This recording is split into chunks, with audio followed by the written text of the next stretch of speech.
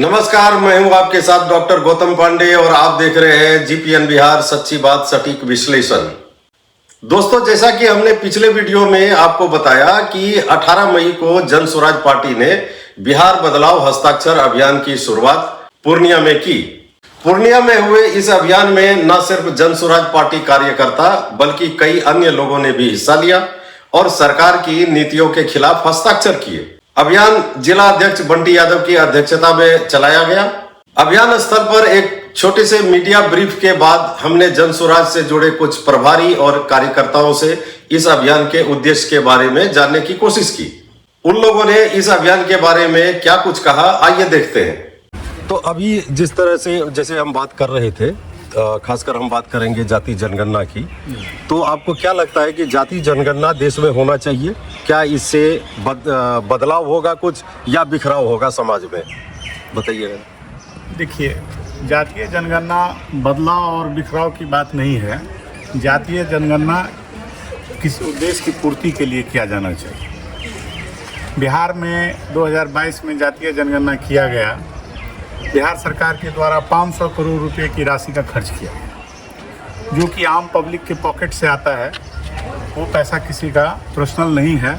सरकार आम पब्लिक की होती है तो पैसा भी आम पब्लिक का होता है। 500 रुपया आपने खर्च किया, आपने जनता के बीच में आश्वासन दिया, आपने विधानसभा में आश्वासन दिया कि भूमिहीन को हम 3 डिसमिल ज़मीन देंगे, 94 लाख परिवारों को हम 2 लाख रुपया का आर्थिक सहायता देंगे। लेकिन आज तक धरातल पे न किन्हीं को 2 लाख रुपया मिला है, न किन्हीं को 3 डिसमिल ज़मीन मिला है। तो इसी संदर्भ में हम लोग हमारी पार्टी जन स्वराज आज 18 मई से एक हस्ताक्षर अभियान चला रही है और इस हस्ताक्षर अभियान की शुरुआत मुख्यमंत्री के गांव कल्याण विभाग से की गई है। और हम लोग हर गांव में जाएंगे, हमारे कार्यकर्ता पार्टी के सभी लोग जाएंगे और लोगों से व्यक्तिगत रूप से पूछेंगे कि क्या आपको 2 लाख रुपया मिला, क्या आपको 3 डिसमिल ज़मीन मिला। अगर मिला तो एक्सेप्ट कीजिए और अगर नहीं मिला तो हमारे इस जन स्वराज के अभियान से आप सहमत अगर हैं तो हम उनको एक देंगे। वो इस तरह का एक है हमारा बना हुआ, इसमें सवाल दिया गया है, इसमें समझाया गया है कि उनको क्या बताना है, क्या पूछना है, और इसको पढ़कर वो सहमत अगर होंगे तो इस पर अपना हस्ताक्षर बनाएंगे। और इस हस्ताक्षर अभियान का जब शुरुआत होगा और अंत होगा तो कम से कम 1 करोड़ हम लोग हस्ताक्षर करवाएंगे। और 1 करोड़ हस्ताक्षर लेकर के हम लोग बिहार के राज्यपाल से मिलेंगे, उनको देंगे। अगर कार्रवाई हुई उस पर तो ठीक है, नहीं होगी तो हम लोग आगे विधानसभा घेराव की व्यवस्था है और भी आगे हम लोग प्लान करेंगे कि क्या करना है, कैसे आम जनता को लाभ। ठीक है, परिचय नाम बताइए। मेरा नाम संतोष कुमार सिंह है। मैं वर्तमान जिला परिषद सदस्य पूर्णिया से हूँ और मेरा क्षेत्र संख्या 13 है, बनवनी। तो जन स्वराज में क्या पोस्ट है आपका? मैं जन स्वराज में आम कार्यकर्ता हूँ। आम कार्यकर्ता है, ठीक, धन्यवाद। बात ऐसा है कि जाति जनगणना जो हुई, इससे पहले ऐसा नहीं कि वो बिहार में हुआ, इससे पहले कई राज्य में हो चुका है। जहाँ हुआ वहाँ क्या लाभ मिला, ये सवाल हमारे राहुल जी भी उठाए थे। तो आखिर राहुल जी जहाँ जहाँ शासन में है, जिस राज्य में कांग्रेस की शासन है, वहाँ भी कोई लाभ नहीं मिला। उसी का एक आधार बिहार में रखा गया, जो आज शर्मसार किया जा रहा है कि 94 लाख लोगों को चिन्हित कर लिया गया कि ये बिल्कुल अति पिछड़ा है, इनको 2 लाख रुपया सहायता दी जाएगी। लोग इंतज़ार कर रहे हैं, लेकिन ये 2 लाख की बात तो जुमला हो गई। इसी के लिए हमारी जन स्वराज ने एक कदम उठाया है कि मैं इस बातों को लोगों तक पहुँचाऊँ। और जहाँ तक 3 डिसमिल ज़मीन की बात है, तो सरकार ने कहा था ऐसे भूमिहीन को मैं 3 डिसमिल ज़मीन मुहैया कराऊँगा ताकि उस पर वो इंदिरा आवास बना के अंतिम पायदान में जो है वो रह सके। लेकिन उन्होंने 3,64,000 आदमियों को पेपर तो दिया, लेकिन उसमें 1,64,000 आदमी को पोजीशन मिला, बाकी लोगों को पोजीशन भी नहीं मिला, कागज बंट गए। तो ये परिस्थिति बिहार की है।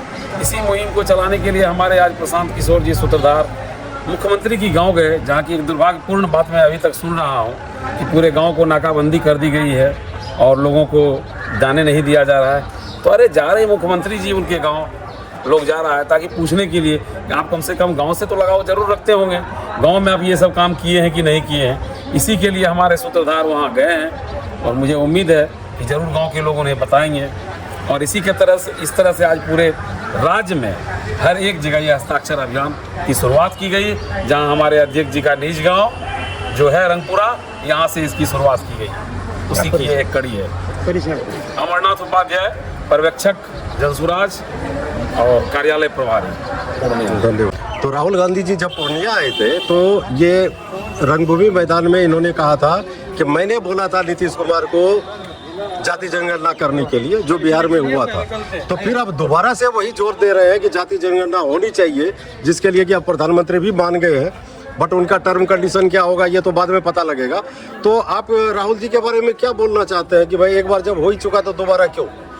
ये लोग का मुख्य उद्देश्य जो है वो कहीं से भी पब्लिक को कोई सुविधा या कोई चीज़ देना नहीं है। ये जितने भी पॉलिटिकल पार्टी हैं वो कभी नीतीश जी के साथ भी राहुल गांधी जी ने बिहार में सरकार बनाते हैं, कभी उनके साथ ये लोग टाइम टू टाइम जो है लोगों को पिछड़ा से अति पिछड़ा, दलित से महादलित, तो जनसंख्या ये सब ये लोग करते, नए नए आडंबर ये लोग रचते हैं और पब्लिक के पैसे का दुरुपयोग करते हैं। और इन लोगों की कहीं से कोई मंशा नहीं है कि बिहार के लोगों को कुछ दिया जाए। आज 35 साल से पहले कांग्रेस ये चाहते थे हमें जीत के आप 40 MP दे दीजिए और बिहार को जैसे लूटना है वैसे लूटिए।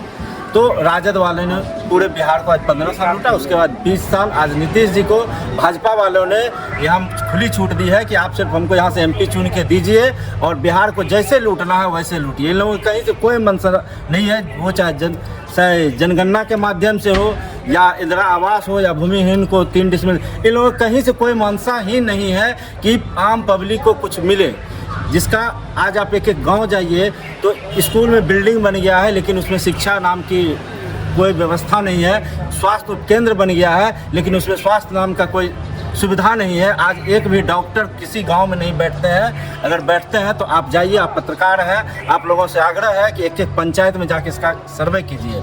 तो इन लोगों की कहीं से कोई मंशा नहीं, इन लोगों को सिर्फ और सिर्फ सत्ता चाहिए। ये लोग सत्ता की राजनीति करते हैं, कभी जदयू भाजपा के साथ, कभी राजद के साथ, राजद जदयू के साथ और कांग्रेस राजद के साथ। इन लोग कंप्लीट जो है जनता को बुड़बक बनाना है और अपनी रोटी सेकनी है, अपनी संपत्ति को बचाना है, इसके लिए सरकार में बने रहना है, बस यही मंशा है। आपका परिचय? नीरज क्रांति से कार्यकर्ता जनसुराज।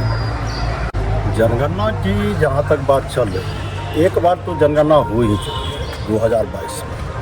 अब पुनः जनगणना होना देश में जो है, देश में संपूर्ण देश में जो है ये विद्रोह जो है एक बार तो हो चुकी है। इससे तो बोध हो चुका है कि कितना जाति, कितना अल्पसंख्यक है, कितना जो है मुस्लिम है, कितना जो है अमीर कितना है, सब कुछ जो जनगणना में तो हो चुकी है एक बार। तो बार बार जो यह होना तो देश को तो कंगाल करने का जो है। और जहाँ तक जो है यदि का गप है कि 3 डिसमिल जमीन का, 3 डिसमिल जमीन पर्चा पर जो है मिल चुका है, उसमें जो है 58% जो है लोगों को जो है बास जो है मिला हुआ है। बाकी शेष जो है उसने है पर्चा जो है लेकर के जो है ब्लॉक कोर्ट कचहरी जो है घूमते थे, खाना पूर्ति कर दिया। और अब एक जो है खाना पूर्ति जो है। क्या परिचय? मेरा परिचय जो है धमदाहा जनसुराज प्रखंड अध्यक्ष खगेश कुमार सिंह। धन्यवाद, बहुत बहुत धन्यवाद। तो दोस्तों देखा अभी आपने, इस प्रकार के आरोप न सिर्फ जनसुराजी बल्कि आम जनता भी लगाने लगी है। तो सवाल ये पैदा होता है कि क्या नीतीश जी की वादा खिलाफी उनके लिए एक राजनीतिक अभिशाप बन जाएगी? क्या जनता नीतीश कुमार और बीजेपी सरकार से मुंह मोड़ लेगी? क्या इस हस्ताक्षर अभियान से जनसुराज पार्टी को चुनावी फायदा मिलेगा और उन्हें सीटों में बढ़त मिल सकती है? आपकी राय क्या है हमें कमेंट बॉक्स में जरूर बताएं। वीडियो को लाइक करें, शेयर करें और चैनल को सब्सक्राइब करना ना भूलें। धन्यवाद।